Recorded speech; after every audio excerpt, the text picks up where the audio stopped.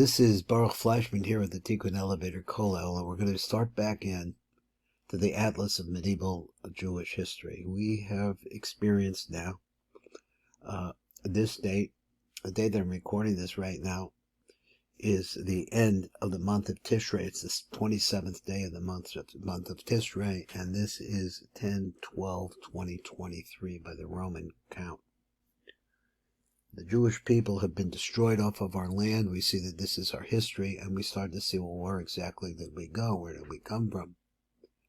So we have to understand this idea. The Torah tells us that we are actually in a very, what we consider to be ancient war, family war. War between a brother, a twin brother, and a war between a half-brother. These are the two forces that are right now shaping the impact of the offense against the Jewish people. Now, this is a family fight. It's an ancient fight. It's a fight to the end, a fight to the total destruction. And we, in fact, as we see has been happening at this time, the tremendous massacre that was just took place in Israel, it's not the first time we were massacred. Because the idea from the very beginning was to completely eradicate the Jewish people. It's not because of the Jews, it's what the rabbi says. It's not because of the Jews, it's because of the God of the Jews. They don't like what the Jews worship. They don't like our Torah, they don't like our commandments. They don't like the steadfastness in which we cling to the truth. But unfortunately, so they don't, and so therefore there have been massacres before. And we have to understand that through this period of the diasporas really means a dispersion. So we're at all different kinds of places. So how do we survive? That is a question. After the massacre, I was to think like this. Just a little anecdote. I was listening to the TV a couple of weeks ago while we're kind of Beinart on a little vacation here. And the man got on, it was right before Yom Kippur. And he said this quote. He said, Yom Kippur, the Jews think, it was a Jewish man saying this, the Jews think that Yom Kippur is going to be an atonement for their sins, but don't they know that it's only the blood of Christ that can atone for sin? That's what the man said, only blood. But, if you look at it and take the word Christ, which means Messiah in Greek, I believe, you take the word Christ, take it away. And then call him, instead of Jesus Christ, or call him Jesus the Jew. Then you start seeing a little bit differently. Then you realize that the descendants of the perpetrators of the massacre of the Jews and the destruction of the temple became the church. The Pope wears red. Red is his color. Red is the color of blood. These are the people that had the gladiators, and they continue on in blood, fighting in blood. This is their thing. The Pope either wears a red cap on the top of his head, and a white cape, or a red cape with different possibility of red cap. Red is their color. Now, this is the color of an ancient nation called Edom. Edom in Hebrew means red. These are the decisions of the man of red. The man of red is our brother, our complete brother, is a fraternal brother. We call him in our language Esav, or Esau. He is Edom, red. That's who he is. And we come through all of this and we see there are massacres and massacres and massacres. But one thing he can't do, he can't wipe us out. After all of the massacres, we're still here. That's part of the idea of how it is this atlas of medieval Jewish history, the Jewish people survived. What was going on? We were scattered, so it made it more difficult to wipe us all out at one time, but they had us together at one time, and they massacred us, but somehow couldn't eradicate us. Let's come over here and see this is a completely different section now. Because as the diaspora is continuing, and I can bring this down lower and let you see some of this. These are names that he has in this book. It's really fantastic, of the different Gaonates in Babylonia. Now, earlier we had seen this little section. Let me see if I can pop it up real quick. I'm not sure if I can. Just a second. Well, I could do a pause. And let me find it.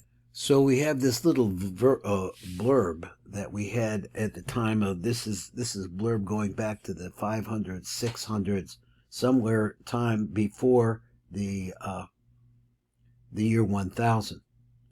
He quotes like this: "And King Charles sent to the king of Babylonia, asking him to send Jews, that descendants of the house of David." Now, why would the king of Babylonia want to? What would the king of France want to do that? So in other words, he's trying to say that the origin of the traditions of the Ashkenazi Jews really dates back all the way to, in France, to King Charlemagne and that empire that imported rabbinate from Babylonia. And he agreed and sent him a wise and important person who was called Rabbi Machir by name, who was settled in Narbonne in France. Now, he was given privileges and estates. The city's governor, was given, so he says, the third was given to Rabbi Machir, who became enriched and was granted freedom, and the king gave to the local Jews good laws, signed by the King Charles through privileges accepted by his descendants. So this is the origin of the practices of the French, who later became the Ashkenaz Jews of Europe. Now, listening to Dr. Henry Abramson, he's really telling that genetically that Jews of Ashkenaz background are physically related to Italians. We were transported, many of us, the Jews were transported back to Italy. We got ourselves out of slavery, which we were sold into slavery. We built ourselves back up and found God again, and we were right back again. It caused the original problems with the popes. Now let's move on in time and history, and let's go over to this area here, which is called, let me see if it makes itself some room. This book is big. So let me see if we can get it focused a little bit better. He says this is the Gaonate in Babylonia, and we're to discuss over in this section the structure of yeshivas, the yeshivas that came from Babylon. So there was these great yeshivas, and he has here a listing of all of the different rabbis who were the heads of these seminaries, these yeshivas. One was in a place called Sura. Another one was called for example, was in Pumbedisa. Now remember, I pronounce it Pumbedisa. He has it Pumbedita, which would be the same thing. I'm not sure what all of these are. These are the different dates, so there's the same thing again. If all the Gaonim, now the Gaon means an illustrious one or a genius. So these people were the heads of yeshivas, and this was going on at the same time that the Jews were living in the Mediterranean area. We were also living in the Tigris-Euphrates area in central, what would you call, Asia. Now, let's discuss, he wants to discuss here, again, understand that with all of the effort that's being made to pin in the Jews, to destroy the Jews, especially in places like Byzantium, which I need to add and understand today that the remnants of Byzantium can be found today in the different Orthodox churches of Christianity, which is Russian Orthodox, Ukrainian Orthodox, going on down the line and get to Greek Orthodox. Then you have something also in Yugoslavia. You have the Serb Orthodox Church. All of these are remnants, as we'd seen maps previously, to how strong at one time the Byzantines were, and they were conquered later by the Arabs. That's coming up. Now, here we want to talk about the structure of a yeshiva. So, as you had here in the yeshiva, this is what he says, and I'm really learning this like this. Let's look at, can I get this up here? There we go. This is what a yeshiva looked like in Babylon. The Gaon of the yeshiva, which is the Rosh Yeshiva, and then he had a deputy, which is called the Chief Justice. I guess it means the Dayan, the judge. So he says you had the Darakama, there was the first row. This would be the older students, the students more wise. Then you had a second row like that, and it went on and on. Then he says, Mashninin. Now what is that? Mishnah teachers for the young boys. So in the back you had teachers. So you have the same thing now too. You have a Rosh Yeshiva. He usually has a second in command, maybe a relative or an in-law. And the shivas work like that, and then they have various different levels of learners. Some people who will become other great scholars, and others that will be teaching children, and so on and so forth according to their level. Then you have these 7 rows. That's those 7 rows. The value of each row increased with its proximity to the Gaon. So some 400 B'nai Tarbitza, that is permanent scholars, were back in this section. So you had all the rabbis up in the front in all of these rows. And he says, and the closer that you got to the Gaon, and all of these people are studying the laws of the Torah, their connection to God.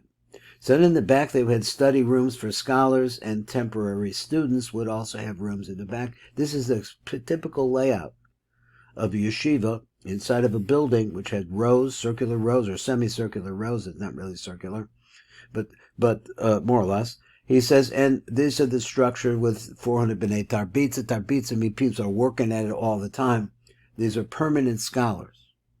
Now this is the Jewish people as we look at ourselves inside, because the Torah is our life. Before we get into it and more, and we're going to be looking at it a little bit more, let's finish off this page. So he says here, 7 heads of rows of the assembly. So there were 7 heads, 1, 2, 3, 4, 5, 6, 7. So he says, where are we? 7 heads of the rows of the assembly. Alufim, honorary title of Torah sages. So they were called Alufim, and there were 3 members like that. He said, then he goes on and he says like this in this corner. Let me see if I can get this in. He says, each assembly head of a row was in charge of a row of 10 yeshiva members, 70 scholars. So each assembly head of a row. So apparently you're looking at it like these, I guess we can see it still, these white lines here. There was a head in there in that row.